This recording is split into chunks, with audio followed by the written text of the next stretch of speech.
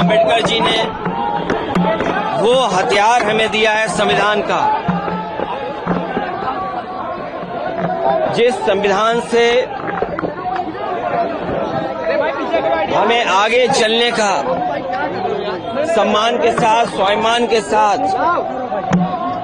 और एक दिशा देने का काम करता है। ये संविधान ही बाबा साहब भीमराव अम्बेडकर जी को मानने वालों के लिए संजीवनी है। ये संविधान ही हमारी ढाल है। संविधान हमारे अधिकारों को, हमारे आरक्षण को, ये बाबा साहब भीमराव अम्बेडकर जी का दिया हुआ संविधान ही हमारे आरक्षण और हमारे संविधान को, हम सब पीढ़ी परिवार को आगे बढ़ने का मौका देता है। आज हम उन्हें याद इसलिए भी करते हैं कि दुनिया का सबसे शानदार उन्होंने संविधान हमें दिया है। बाबा साहब भीमराव अम्बेडकर जी के जीवन के बारे में जब हम लोग सुनते और पढ़ते हैं, उन्हें बचपन से ही तमाम तरह के भेदभाव का सामना करना पड़ा। समाज की जो बुराइयां हैं, समय समय पर उन्हें लड़ना पड़ा। शिक्षा ग्रहण से लेकर के जिस समय वो शिक्षा ले रहे थे, वहां से लेकर के जीवन भर उन्हें संघर्ष करना पड़ा। पानी से लेकर के अगर वो पानी पीना चाहते थे, समाज की वो बुराइयां थी कि जानवर पानी पी सकते थे, लेकिन जो वंचित हैं, शोषित हैं, पीड़ित लोग हैं, बहुजन समाज के लोग पानी नहीं पी सकते थे। उन्हें समय समय पर समाज में इस कठिनाई और मुश्किलों का सामना करना पड़ा। जहां वो हमारे संविधान के शिल्पकार रहे, संविधान को निर्माता, वहीं वो अर्थशास्त्री भी थे। समाज की बुराइयों को समझने वाले, सामाजिक आंदोलन को आगे बढ़ाने वाले, इसे आज हम उन्हें याद करते हैं। आज सबसे जरूरी है कि संविधान से ही समाज और देश चले। इसलिए आज के दिन हम संकल्प लेते हैं सब लोग कि बाबा साहब भीमराव अम्बेडकर जी का बना हुआ संविधान, उस पर चल करके संविधान को और मजबूत बनाएंगे। अगर संविधान कमजोर होता है तो हमारा लोकतंत्र कमजोर होगा।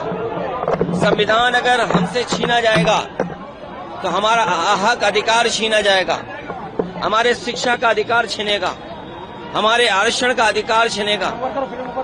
बाबा साहब ने यही तो कहा था कि शिक्षा का अधिकार वो हथियार है, शिक्षा का अधिकार, जो बड़ी बड़ी लड़ाइयों को और बड़ी बड़ी बुराइयों को दूर कर सकता है। बीकेटी गांव है जहां पर सरकारी है, वहां पर और आज भी हम लोग देखते हैं कि बाबा साहब भीमराव अम्बेडकर जी को या उनकी प्रतिमा को समय समय पर लोग खंडित करते हैं, समय समय पर अपमानित करते हैं। वो एक मैसेज देते हैं बाबा साहब भीमराव अम्बेडकर के खिलाफ। वे वही लोग हैं जो बाबा साहब भीमराव अम्बेडकर जी का न संविधान मानते हैं, न बनाए हुए संविधान में जो कानून है उसको मानते हैं, और न केवल उनकी प्रतिमा का अपमान ये लोग कर रहे हैं, बल्कि समाज के लोगों में समय समय देखा है कि उन्हें अपमानित होना पड़ा है। अगर वो शादी के कार्यक्रम करना चाहेंगे तो घोड़ी पे नहीं बैठ सकते, पानी पीना चाहेंगे तो उनके साथ व्यवहार कैसा कैसा हुआ है, उन्हें पानी भी नहीं दे सकते हैं। अगर पानी छू लिया तो उनको अपमानित होना पड़ता है। तो इसलिए ये लंबी लड़ाई है, और हमें उम्मीद है कि आज जब हम बाबा साहब भीमराव अम्बेडकर जी को याद कर रहे हैं, उनके बनाए हुए संविधान और उनके दिए हुए संविधान पे हम संकल्प लेते हैं कि कितना भी जोखिम उठाना पड़े, हम सब लोग मिलकर के पीढ़ी परिवार के लोग संविधान को बचाने का काम करेंगे। बीकेटी में सरकारी गांव है जी, वहां पर मूर्ति, ये केवल लखनऊ बीकेटी की बात नहीं है।